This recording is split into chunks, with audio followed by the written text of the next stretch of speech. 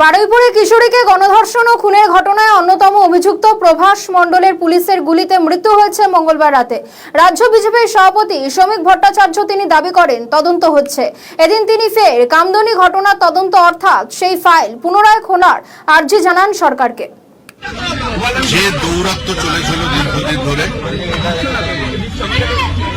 তার বিরুদ্ধে সরকার কড়া পদক্ষেপ নিয়েছে এবং কোন অপরাধীকে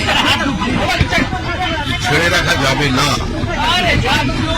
কোন রাজনৈতিক নেতার আশীর্বাদে কেউ বাঁচতে পারবে না, এই ঘটনা সেটাই প্রমাণ করে। কিন্তু একই সঙ্গে সঙ্গে আমি মুখ্যমন্ত্রীকে এই আবেদনও জানাচ্ছি যে কামদুনি কাণ্ডে যেভাবে রাজ্য প্রশাসন তদন্ত করেছে মুষ্টিমেয় কিছু মানুষকে তোষণের জন্য আজকে কামদুনির নির্যাতিতা বিচার পাননি, বেকসুর